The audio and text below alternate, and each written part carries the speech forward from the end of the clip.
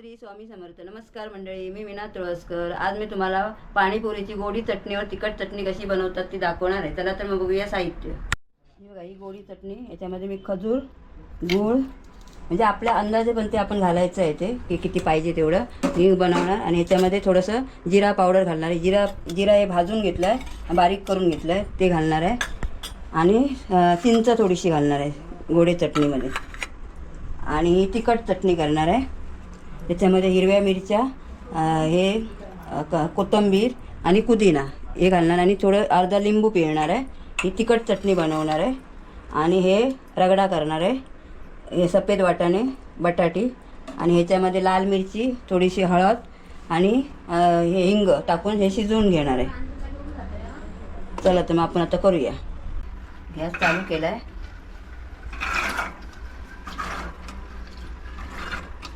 हे धुवून ठेवले आहे दोनदा.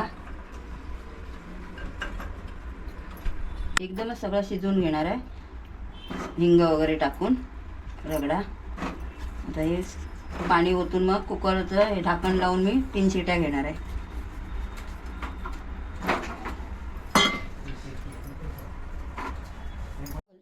आता 1 चमचा हिंग टाकला मी याच्यामध्ये. आता थोडीशी लाल तिखट टाकणार आहे,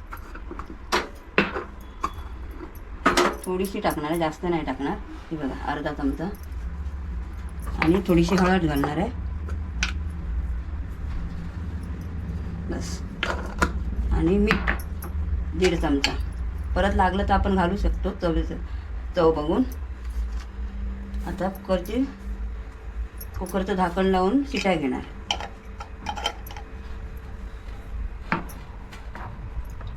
आता मी हे खजूर आणि लावून घेते मिक्सरला.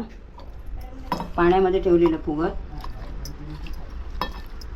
नंतर लागलं तर हे पाणी घालेल खजूरचं, तोपर्यंत लावून घेते मी. आणि गूळ, ही बघा, गूळ आणि खजूर मी लावून घेतले ही चटणी मिक्सरला.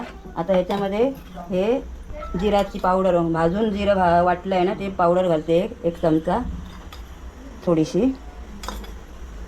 आणि लाल तिखट थोडीशी टाकते, थोडंसं टाकते, जास्त नाही टाकणार बस. आणि हे चिंचेचं पाणी आहे ते घालणार आहे. हे चिंच हे करून ठेवली आहे मी. हे बघा, हे आता गाळून घालते. हे बघा, हे आता मी मिक्स करून थोडी गरम करत ठेवली, म्हणजे थोडी आटू देईल. छान झाली आहे, छान. मी चव बघितला आहे, मस्त झाली आहे एकदम. पण ती थोडी गरम झाली तर आणखी त्याला चांगलं चव चढतो. मी ठेवली आहे. आता मी तिखट पाणी करून घेते, ते दाखवते तुम्हाला. तोपर्यंत हे शिजू द्यायचे. बारीक गॅस करून ठेवले. आता ही कोथिंबीर ही टाकते, पुदिना, मिरच्या आहे 7-8 घेतलेल्या आहेत, हे बघा त्या. आणि थोडंसं अर्धा लिंबू पिळणार आहे. आणि थोडं मीठ टाकणार. हे धना जिरा पावडर आहे ना, ती पण टाकणार आहे. धना नाही, जिऱ्याची पावडर भाजलेली. थोडंसं मीठ चवीपुरतं बस, एवढं. परत लागलं तर आपण घेऊ शकतो, असं काय नाही. आणि हे लिंबू पिळून घेते. अर्धच घेणार आहे, जास्त नाही घेणार. बिया हे काढून टाकणार आहे.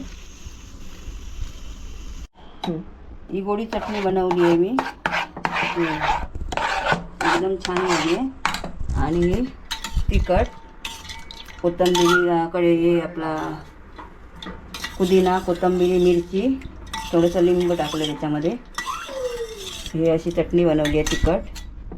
आणि हे रगडा बनवला आहे. अजून बारीक हे करायचं, फेटायचं आहे, म्हणजे हे करायची हे करून घ्यायचं आहे. थोडं पावभाजीसारखं बनवायचं आहे.